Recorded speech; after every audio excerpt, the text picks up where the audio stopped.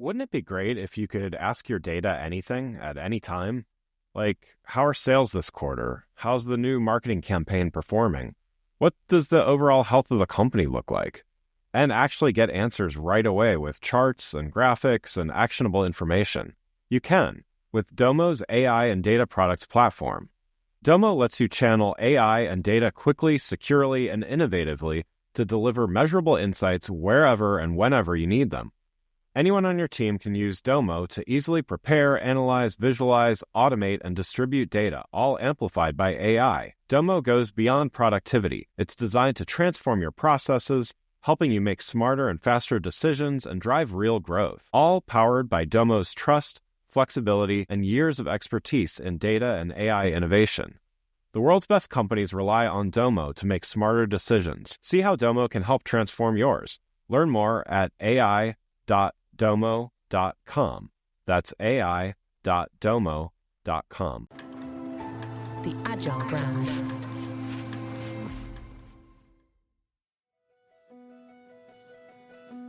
Welcome to Season 6 of the Agile Brand, where we discuss marketing technology and customer experience trends, insights, and ideas with enterprise and technology platform leaders.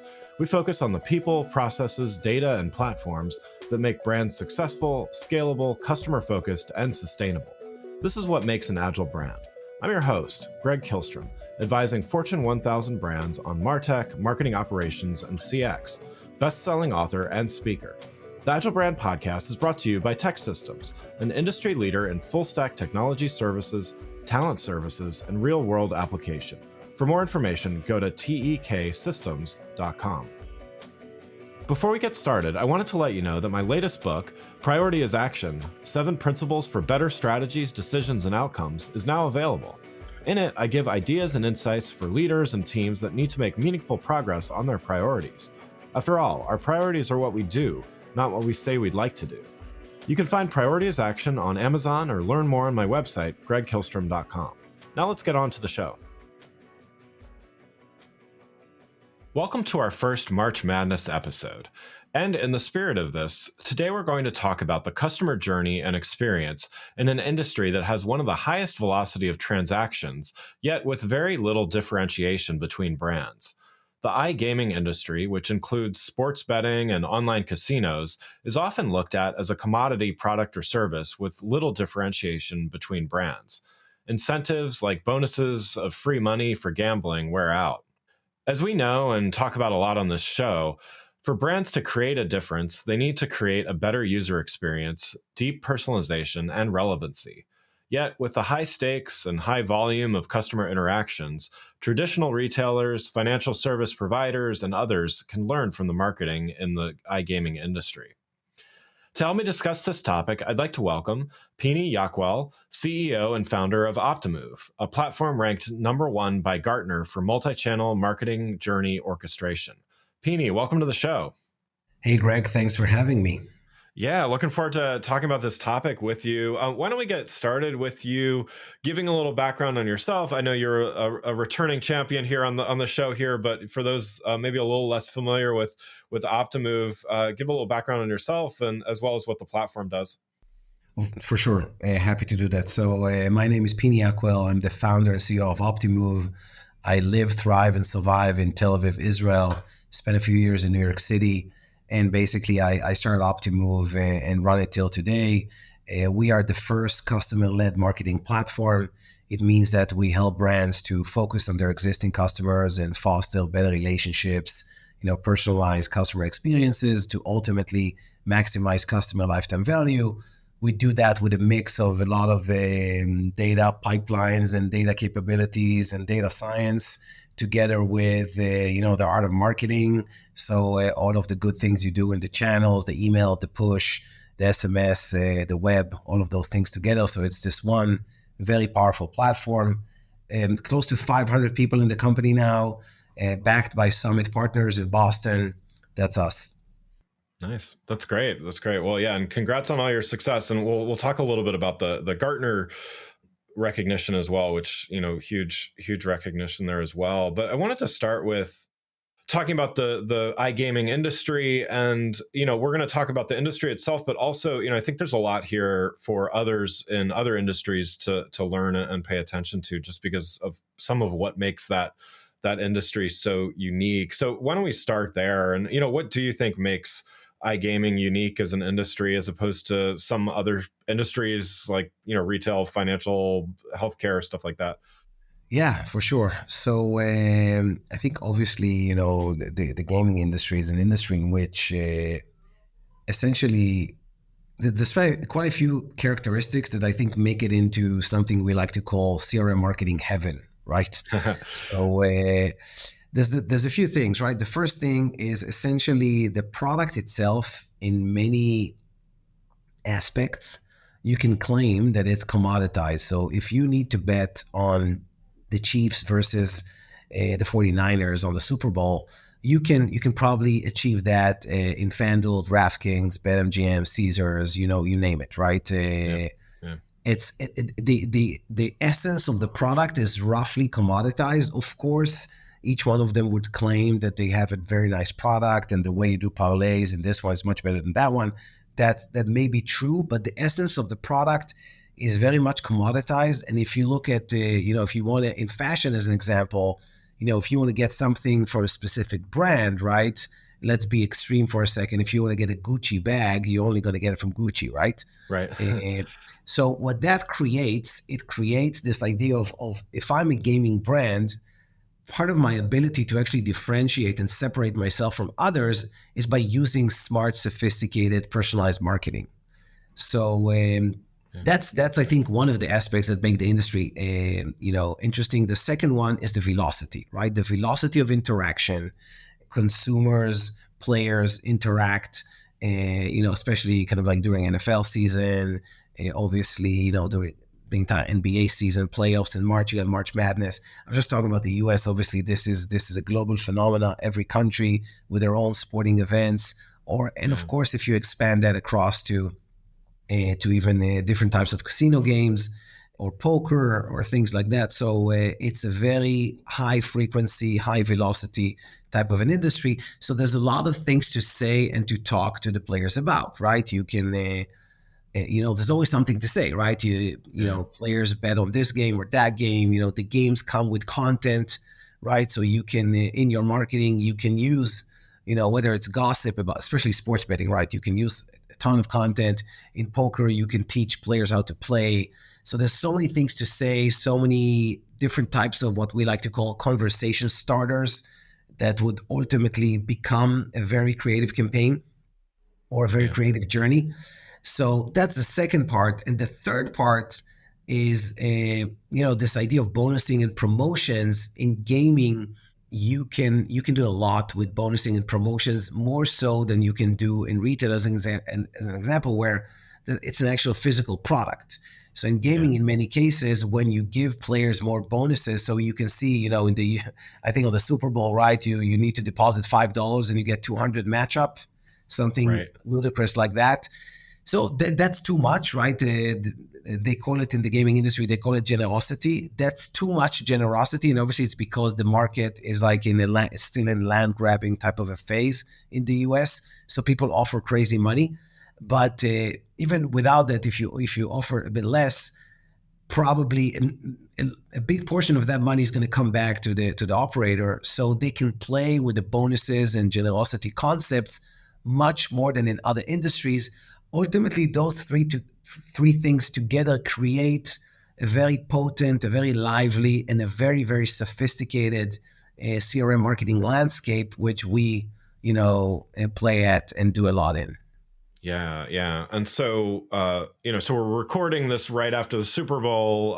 The show's running in March. So you mentioned March Madness. Wanted to talk a little bit about that, since it's probably going to be top of mind for a lot of listeners here in the States when the show airs.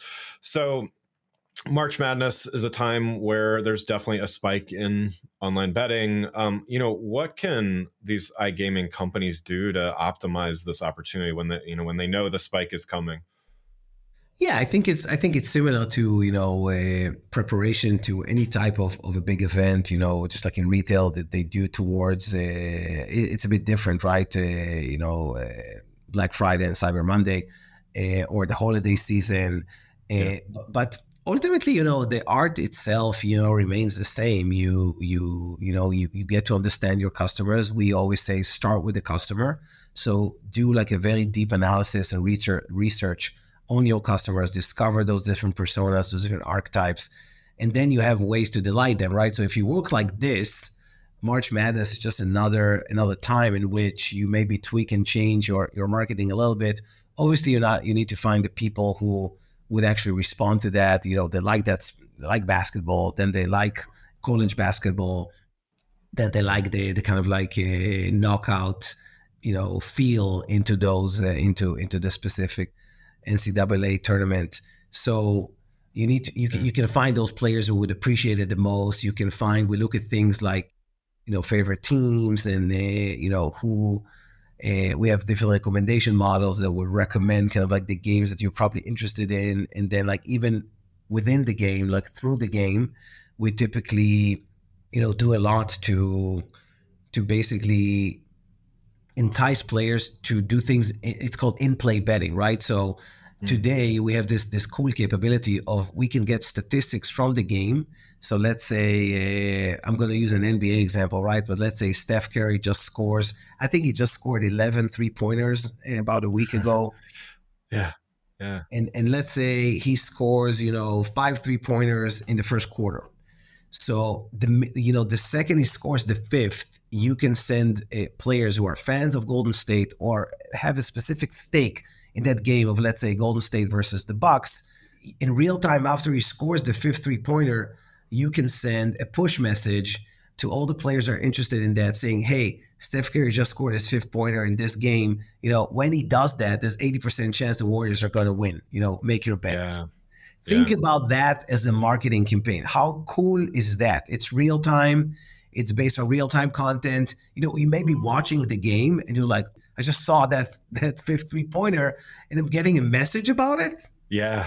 How cool Yeah. is that? Or, you're not watching the game, but you're interested in the game and you learn about it from FanDuel, right? Or from BetMGM, right? So this is the kind of stuff that we like to do.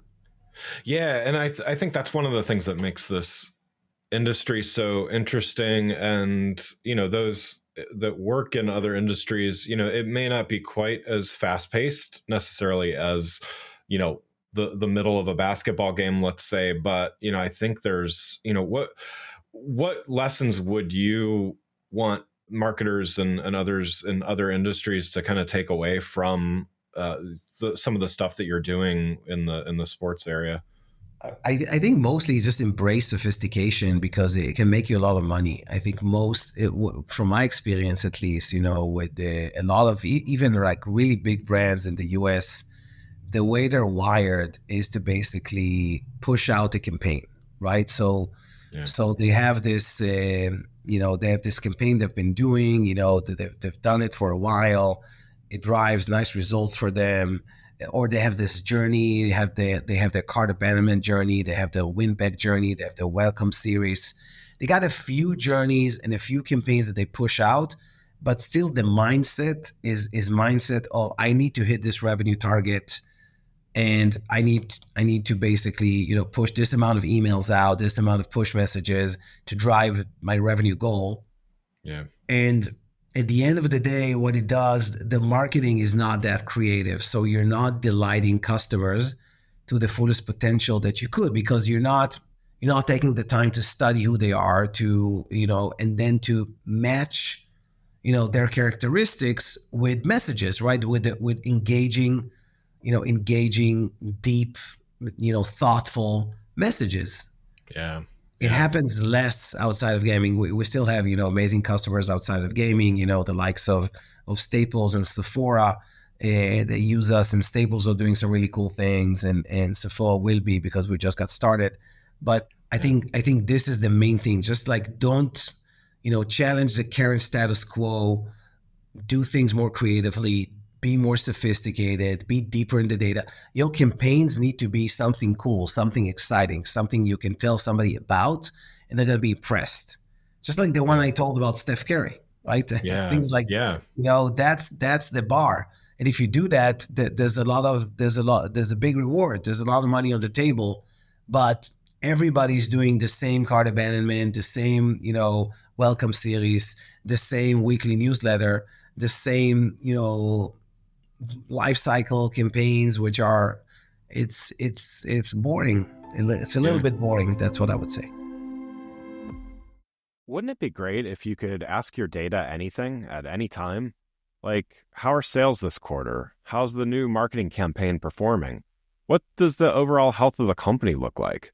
And actually get answers right away with charts and graphics and actionable information. You can with Domo's AI and data products platform. Domo lets you channel AI and data quickly, securely, and innovatively to deliver measurable insights wherever and whenever you need them. Anyone on your team can use Domo to easily prepare, analyze, visualize, automate, and distribute data, all amplified by AI. Domo goes beyond productivity. It's designed to transform your processes, helping you make smarter and faster decisions and drive real growth, all powered by Domo's trust, flexibility, and years of expertise in data and AI innovation. The world's best companies rely on Domo to make smarter decisions. See how Domo can help transform yours. Learn more at ai.domo.com. That's ai.domo.com. I wanted to talk a little more broadly about journey orchestration, and again, your platform Optimove, recognized by Gartner as the number one platform in multi-channel marketing journey orchestration. So again, congrats on that recognition. I wanted to, this is journey orchestration, something that I've worked with several platforms.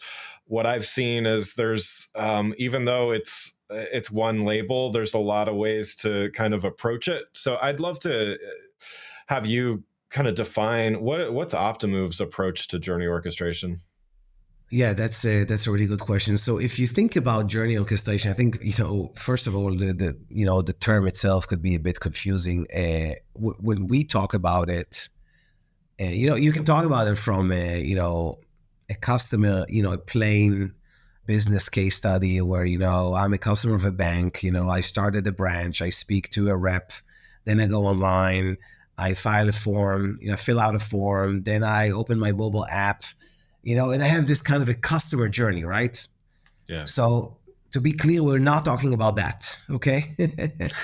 It's important to make sure the audience understand. This is something when you get McKinsey or BCG to do some kind of a customer journey project for you, they'll do this, right? What I just said.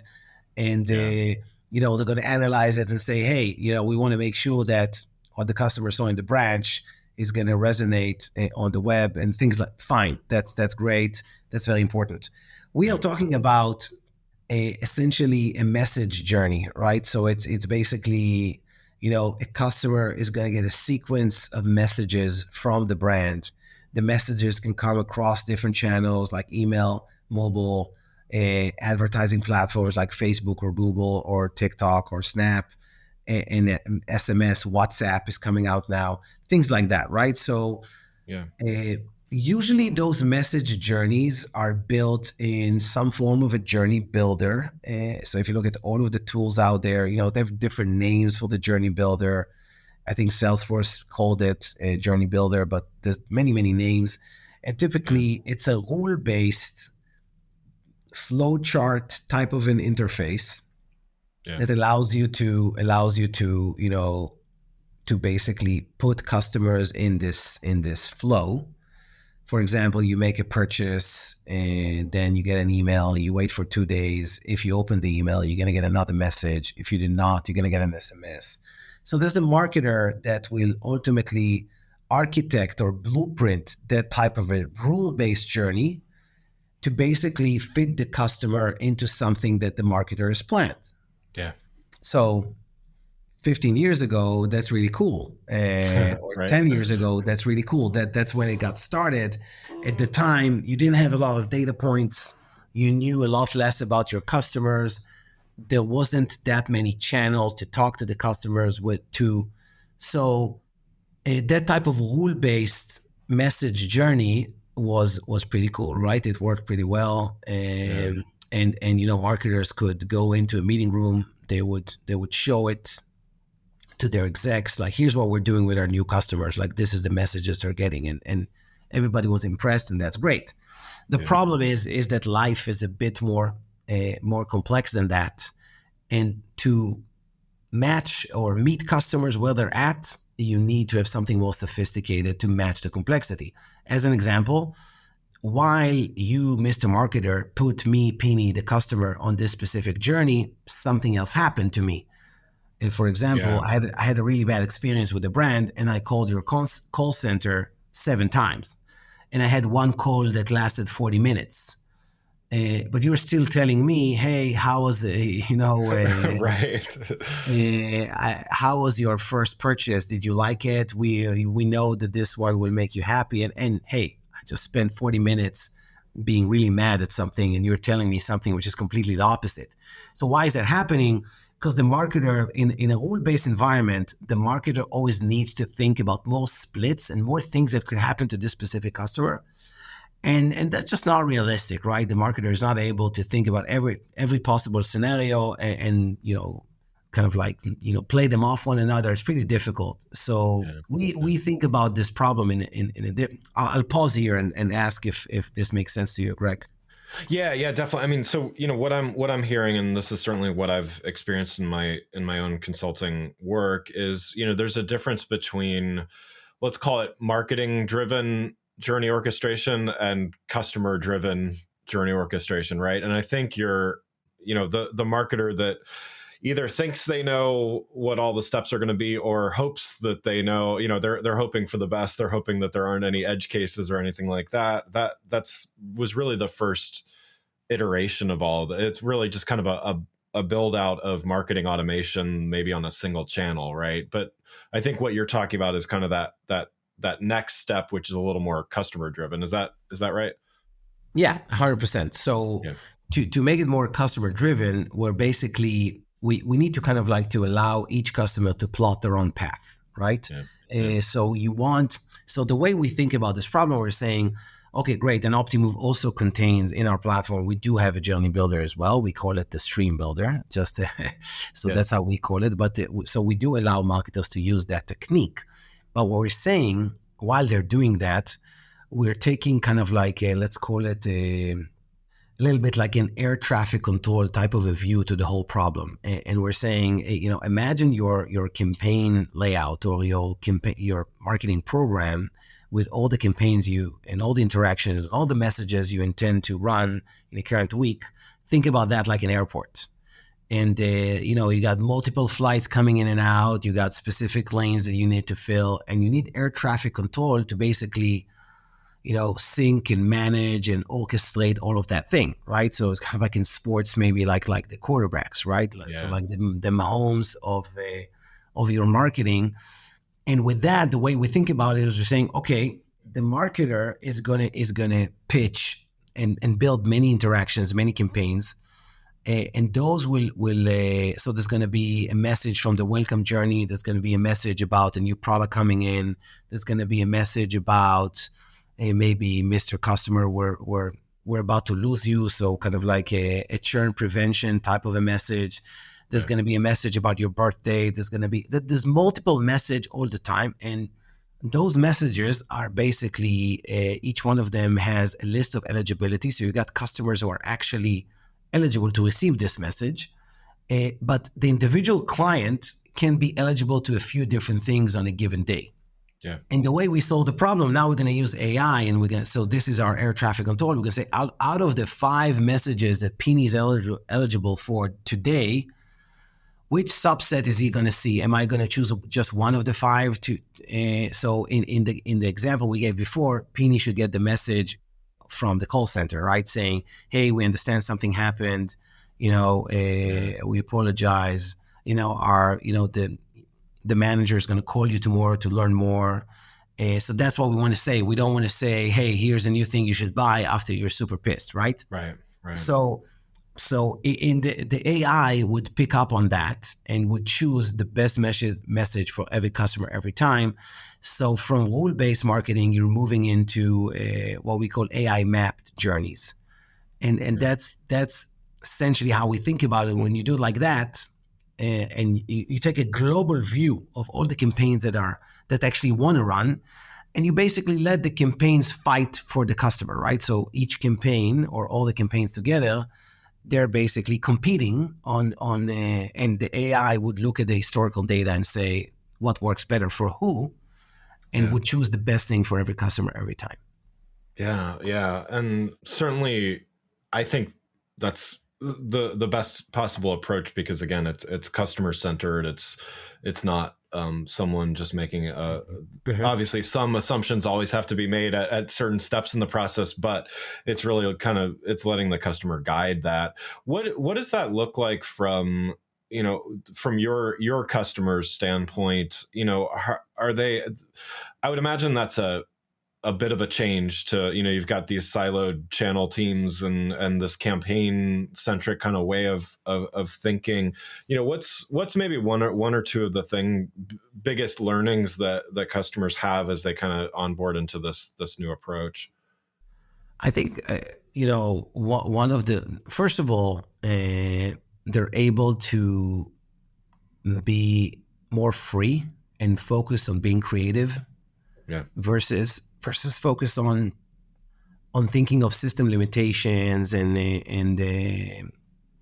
all the Yeah. admin that needs to go into producing those campaigns, right? Because when you're running in a rule based system, then you need to make sure that there's no overlaps. You need to make sure that that the segments that you're building are essentially mutually exclusive, because if they Mm. crossfire, you're sending multiple messages. Many people do that as well, right? But then Yeah. it's really bad. And so you're constantly thinking of how you make sure that in this complex environment, you're not creating any damage, because you don't have an air traffic control, you don't have a master orchestrator, you don't have a quarterback. So Right. you're Right. trying to focus on that and seeing in the data, making sure, so then you end up doing less things, and the things Mm. you're doing are less creative and less interesting. When you kind of like allow the AI to take that part, and you feel free to push in as many ideas that you have into the platform. So like, don't worry about it. Just you thought about something cool while taking a shower yesterday. Great, go to the office the next day. You know, Yeah. build the segment, the customers that match this. Come up with the creative. Do it really quickly. The time from ideation to execution goes down. You just push it into the system. Now you trust the system to prioritize this against everything else that's going on for different customers and start to get results, right? So this campaign is now competing. It's competing against the others. And if it's good, it's going to start to shine. If not, it's going to see less and less customers. And ultimately, you may get a recommendation from our AI to just remove it altogether. Yeah. Yeah. Yeah, that's great. Well, Pini, thanks so much for joining. One last question before we wrap up here. So, for those listening that either new to journey orchestration or maybe considering taking some bigger steps here, what's your recommendation of maybe a first or a next step to get things going? I think first you need to really have the curiosity and the hunger to do things a bit differently than you're doing it today, right? So if you're now, as I said at the beginning, if you're campaign centric, you're mostly pushing out promotions to customers. It's mostly kind of like coming in from a merchandising angle, and not from a customer lifetime value angle. But somebody told you that there's a new technology that you need to check out, but you're not going to change your philosophy, then it's going to be a mismatch. I Yeah. think first of Yeah. all, you need to say, okay, I understand where I'm at today. I'm ready to graduate and move on to the next phase. Within that next phase, there's going to be maybe a new technology. Maybe I'm going to change my org structure a little bit. Maybe the email team and the mobile team will become one. Maybe I'm going to have one global CRM marketing team instead of teams by channels. And maybe I'm going to teach my people to look at data a little bit. This is how I would think about it. Yeah. Yeah, that's great. Well, again, I'd like to thank Pini Yakuel, CEO and founder of Optimove, for joining the show. You can learn more about Pini and Optimove by following the links in the show notes. Thanks again for listening to the Agile Brand, brought to you by Tech Systems. If you enjoyed the show, please take a minute to subscribe and leave us a rating so that others can find the show more easily. You can access more episodes of the show at www.gregkillstrom.com. That's GregKihlstrom.com. While you're there, check out my series of best-selling Agile Brand guides covering a wide variety of marketing technology topics, or you can search for Greg Kihlstrom on Amazon. The Agile Brand is produced by Missing Link, a Latina-owned, strategy-driven, creatively fueled production co-op. From ideation to creation, they craft human connections through intelligent, engaging, and informative content. Until next time, stay agile. The Agile Brand.